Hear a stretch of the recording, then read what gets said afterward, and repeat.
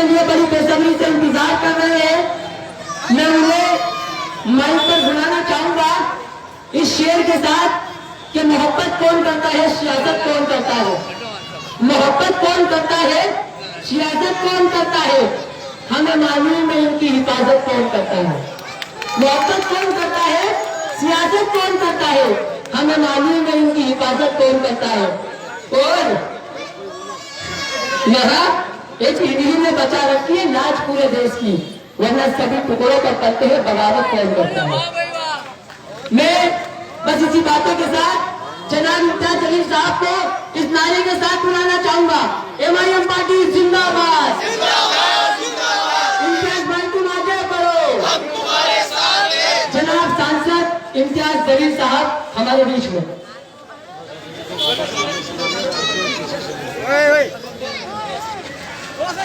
अस्सलाम वालेकुम रहमतुल्लाहि व बरकातहू। गोमतीपुर के तमाम नौजवानों, बुजुर्गों, पर्दा नशीन हमारी माएँ और बहनें जो अपने घरों से सुन रही है, मैं सबसे पहले तो उन तमाम लोगों से माफ़ी चाहता हूँ, माजरत चाहता हूँ कि हमारे इस जलसे की वजह से कुछ लोगों को तकलीफ हो रही है। मैं पुलिस डिपार्टमेंट का तहे दिल से शुक्रिया अदा करना चाहता हूँ कि एक भरी सड़क के ऊपर आप लोगों ने ये इजाज़त दी है कि आज हम अपने लोगों के बीच आए और उनसे मुखातिब हो सके। मैं ऑर्गेनाइजर से ये अपील करना चाहूँगा, आजकल जिन्होंने ये जलसा ऑर्गेनाइज किया है, हम गुजरात आए हैं तो लोगों का दिल जीतने के लिए आए हैं, किसी को तकलीफ देने के लिए नहीं आए हैं। ये पैगाम हमारी तरफ से जाना बहुत ज़रूरी है। अगर किसी एक इंसान को भी हमारी वजह से तकलीफ हो रही है तो हम उसके गुनाहगार हैं। इसीलिए अगले बार जब जलसा लगाया जाए तो ये ख्याल रखा जाए कि हमारे जलसे की वजह से या हमारी वजह से किसी और को तकलीफ नहीं होनी चाहिए। आज आप लोगों का अल्हम्दुलिल्लाह ये जोश, ये जज्बा देखकर मैं सोच रहा था कि कहीं मैं हैदराबाद में तो नहीं बैठा हुआ हूँ, लेकिन ख्याल आया कि न जाने हो सकता है ये कुदरत का ही करिश्मा हो सकता है कि पहले हैदराबाद, फिर औरंगाबाद, अब अहमदाबाद।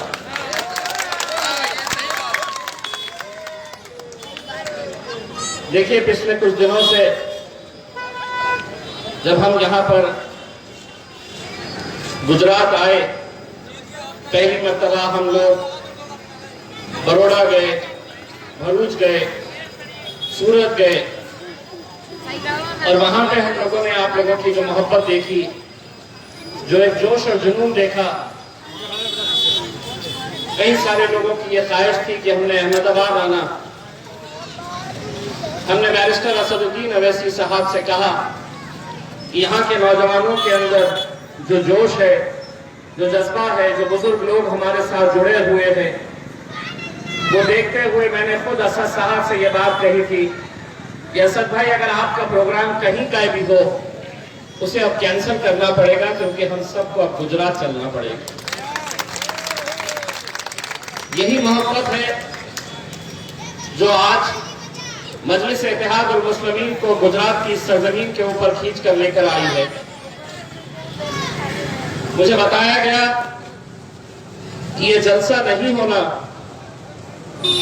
इसके लिए कुछ राजनीतिक पार्टियों ने बड़ी कोशिश की। उनकी ये कोशिश थी कि मजलिस इत्तेहादुल मुस्लिमीन का जलसा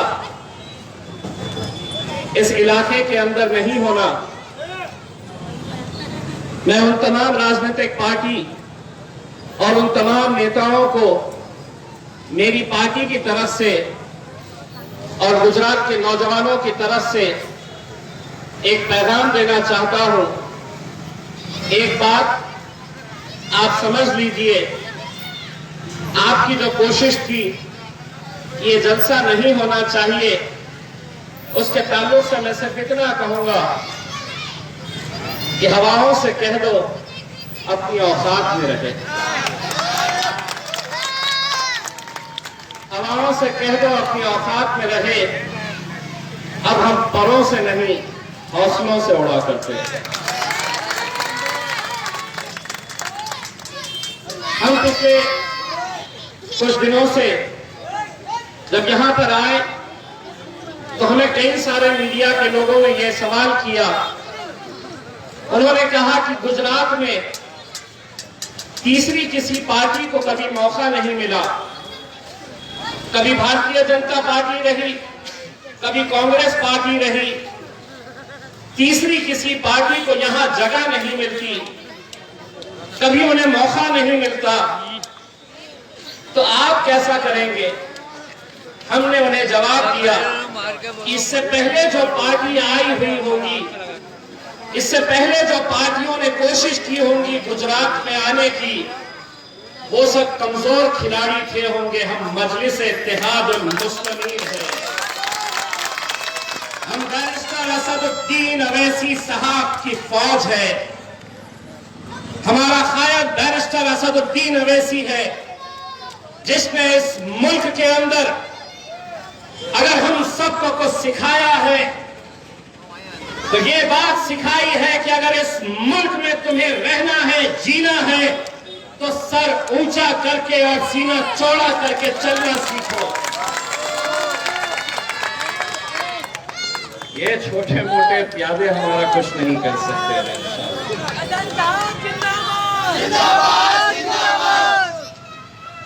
ये तो हम मजलिस के एक छोटे से कार्यकर्ता हैं, हम मजलिस से एक छोटे से सिपाही है। अगर हमारे आने से इतनी हड़बड़ी मच गई है, इतनी बौखलाहट हो गई है, तो सोचिए हैदराबाद की जब वो आंधी और तूफान गुजरात में आएगी तो क्या हाल है।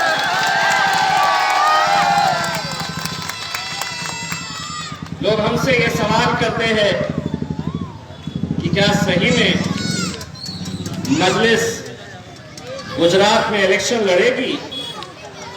क्या सही में असद साहब यहां पर आएंगे? क्या मजलिस यहां पर सभी चुनाव लड़ेगी? तो सभी लोग अच्छी तरह से सुन ले। और आपको लग रहा होगा ये जितने लोग यहां पर बैठे हैं, ये मजलिस के चाहने वाले सिर्फ यही लोग सुन रहे हैं, तो मैं आपको यकीन के साथ कहता हूं, अपने घरों के ड्राइंग रूम में बैठकर वो भारतीय जनता पार्टी का नेता भी ये भाषण सुन रहा है और कांग्रेस के तमाम लीडर भी ये भाषण सुन रहे हैं। तो एक बार कान खोल के सुन लो, समझ लो, मजलिस भी आएगी, असदुद्दीन अवैसी साहब भी यहां पर आएंगे और इंशाअल्लाह पूरे इलेक्शन हम यहां पर गुजरात के अंदर लड़ेंगे। और लड़ेंगे नहीं, इंशाअल्लाह हम आए हैं तो सिर्फ लड़ने के लिए नहीं आए हैं, अब हम लड़ेंगे और इंशाअल्लाह जीतेंगे।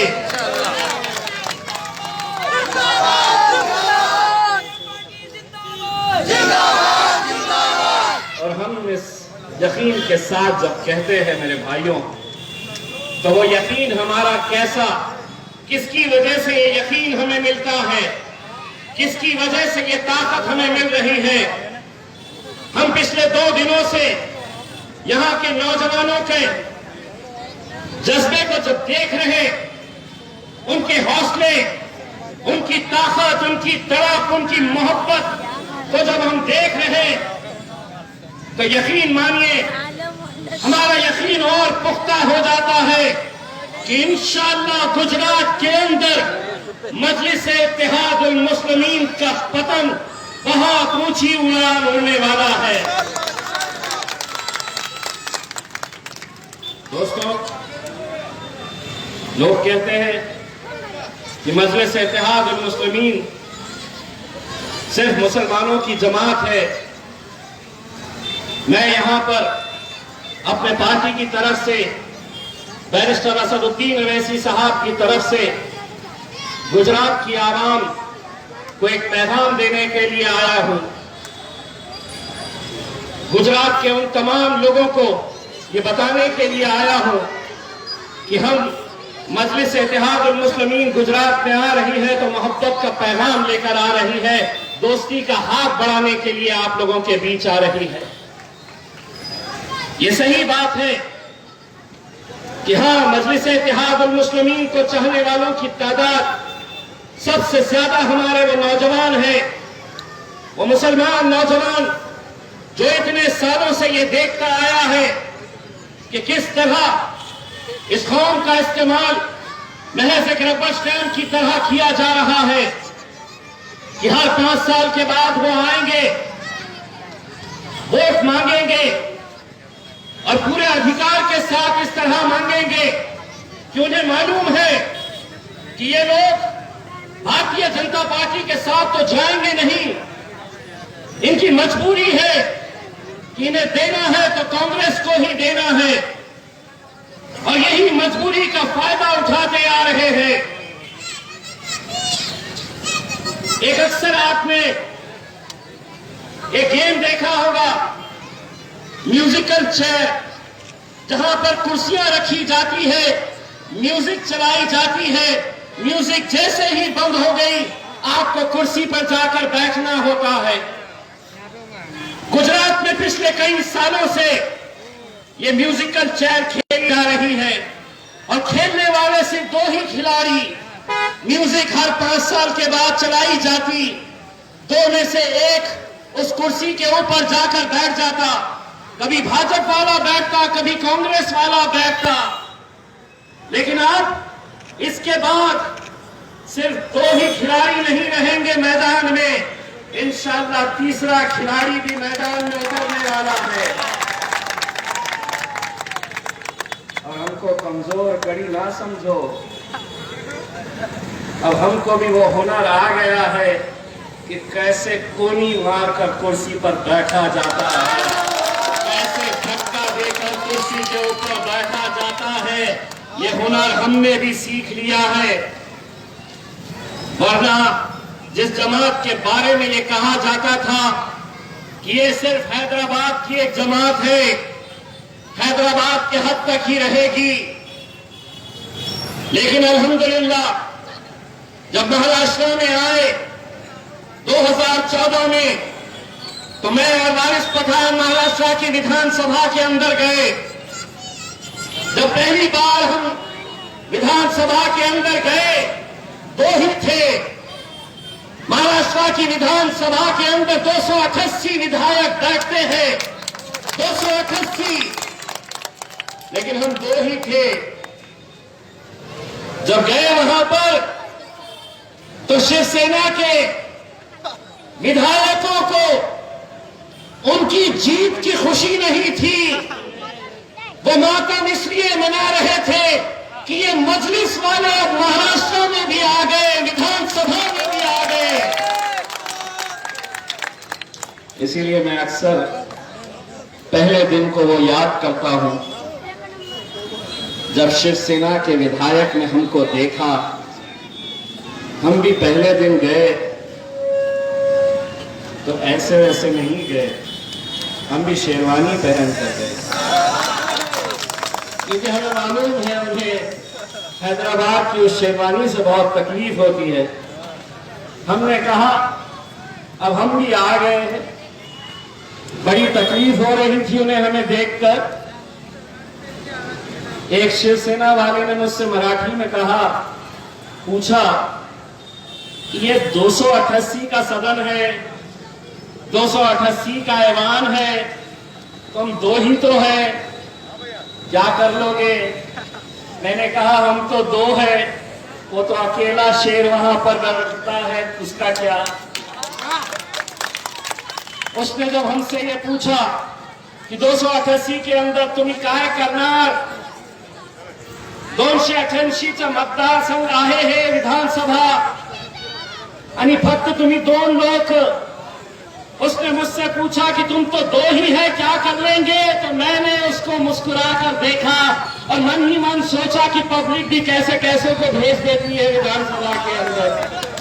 लेकिन हम असद साहब के शागिर्द हैं, सवाल किया था, जवाब तो तुझे लेना ही पड़ेगा हमारा। तो हमने उसको पूछा कि कभी जंगल गए हैं तुम? थोड़ा परेशान हुआ बोला काय म्हणायचे तुम्हाला? मैंने कहा कभी जंगल गया है तू? तो बोले कहना क्या चाहते हो? मैंने कहा कि जंगल में कुत्ते, बिल्ली, भेड़, बकरी कितने हैं ये देखे नहीं जाते, शेर कितने हैं उनकी गिनती होती है। पहले ही दिन समझ में आ गया, 2 है 200 पे भारी। और उसके बाद हर रोज हम उन्हें समझाते हैं। यही बात हम यहाँ पर भी समझाने के लिए आए हैं। इलेक्शन है, इलेक्शन की तरह लड़ेंगे, पूरी ईमानदारी के साथ, पूरी मेहनत के साथ मैदान के अंदर उतरेंगे। बस आप लोगों से इतनी अपील करना चाहते हैं, ये पार्टी मजलिस इत्तेहाद उल मुस्लिमीन को बैरिस्टर असदुद्दीन अवैसी साहब, अकबरुद्दीन अवैसी साहब ने बड़ी मेहनतें करके इस मुकाम तक पहुंचाया है। एक ऐसे मुकाम तक पहुंचाया है कि जब लोग कहते थे कि एक हैदराबाद के हद तक की जमात है, आज अल्हम्दुलिल्लाह महाराष्ट्र में हम जीते हैं। महाराष्ट्र के बाद जब हम बिहार में गए तो वही बातें हमें सुनने को मिल रही थी। जैसे हम गुजरात में आए हैं तो वही सवाल हमसे किए जा रहे हैं। अब आप आए हैं तो आपके आने से इसका नुकसान होगा, इसका फायदा होगा, आप आए हैं तो वोट कटेंगे। एक बात सुन लो, 70 सालों तक ये जितने लोग यहाँ पर, ये आवाम जो बैठी है, 70 सालों तक मजलिस यहाँ पर नहीं आई थी। क्या वजह है कांग्रेसियों कि जो भारतीय जनता पार्टी आज से कुछ साल पहले तक महज 2 लोकसभा की सीटें जीतती थी, वो आज 300 के ऊपर गई है। तो कौन जिम्मेदार है इसके लिए? लेकिन नहीं, जहां मजलिस जा रही, तुम क्यों आए, तुम क्यों लड़ रहे इलेक्शन?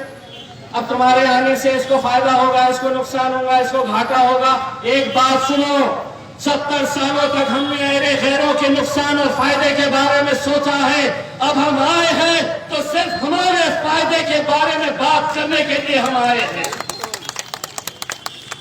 जरा सा कुछ हुआ कि आप क्यों आए, गुजरात क्यों आए, क्यों लड़ रहे आप लड़े तो उनको नुकसान हो जाता। हमारी राजनीतिक पार्टी है, अगर राजनीतिक पार्टी अगर इलेक्शन नहीं लड़ेगी तो क्या अंटी खेलेगी? हम अंटी खेलेंगे, गोटियां खेलेंगे हम। अगर इस मुल्क के अंदर अगर भारतीय जनता पार्टी इलेक्शन लड़ सकती है, शिवसेना लड़ सकती है, कांग्रेस लड़ सकती है, समाजवादी पार्टी लड़ सकती है, तो मजलिस इत्तेहाद उल मुस्लिमीन जब इलेक्शन लड़ती है तो इतनी तकलीफ क्यों है? तो मैं बताता हूं, तकलीफ इसलिए है कि 70 सालों से ये समझते हैं कि ये जागीर है हमारी, ये जागीर है, इनका वोट हमारा अधिकार है, यही समझते आए थे। लेकिन नहीं, अब बहुत दिन ये खेल नहीं चलने वाला है। धीरे धीरे मीडिया वाले कहते हैं क्या है आपकी स्ट्रैटेजी, क्या करने वाले हैं आप? हमने कहा इतनी आसानी से पत्ते खोलने वाले नहीं है। 8 दिन पहले जब गुजरात की फिजा के अंदर आंधी और तूफान चलने लगेगा तो समझ जाना शेर वहां से निकला है, आने वाला है।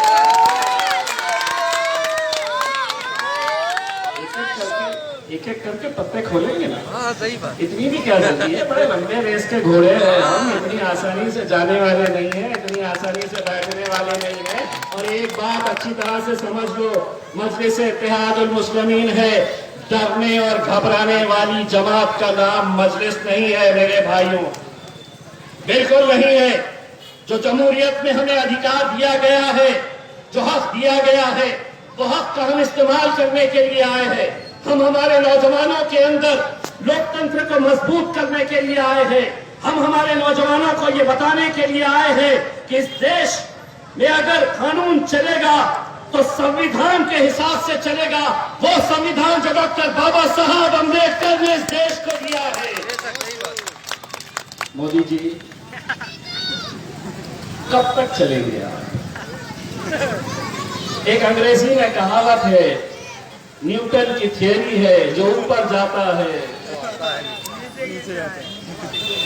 मोदी जी सबको नीचे आना है। इतना गुरूर, इतना घमंड, अच्छा नहीं है।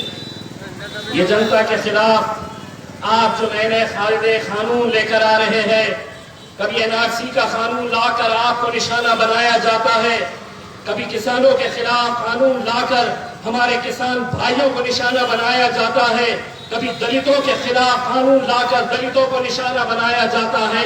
मेरे भाइयों, एक बात अच्छी तरह से समझ लो, आज हुकूमत ऐसे दौर से गुजर रही है कि जहां उन्होंने तय कर लिया है कि ये लोग किन किन लोगों को निशाना बनाना चाहते हैं, आप भी अच्छी तरह से जानते हैं। लेकिन अगर हम अपनी सियासी ताकत नहीं बनाएंगे, अगर हम अब भी बढ़ गए, हम अब भी बिखर गए, तो यकीन मानिए आने वाला कल कैसा होगा यह आप सोच भी नहीं सकते हैं। आज इस मुल्क के अंदर अगर हमारी क़यादत खत्म हुई है तो कोई गैर इसके लिए जिम्मेदार नहीं है। मैं अक्सर ये बात बड़ी जिम्मेदारी के साथ कहता हूं, इस मुल्क से अगर हमारी क़यादत खत्म हुई है तो कोई गैर इसके लिए जिम्मेदार नहीं है। मुसलमानों को हमेशा मुसलमानों ने ही हराया है, ये सच्चाई है। क्योंकि हम बढ़ जाते हैं, बिखर जाते हैं, हम ऐसी ऐसी पार्टियों का साथ देते आए हैं कि जब ऐवान के अंदर जब आपकी आवाज बनकर उन्हें खड़े रहना चाहिए तो वो खामोश बैठते हैं, क्योंकि उनके आका उन्हें इजाजत नहीं देते। उनका काम तो बस यही है, उठो तो उठो, बैठो तो बैठो। और हम वो हैं कि अगर किसी ने हमसे कहा उठो तो हम बोलते रहे चल बैठ रे। डट कर बोलने वाले गूंगे मुक्के बहरों के लिए हमारे पास कोई जगह नहीं है।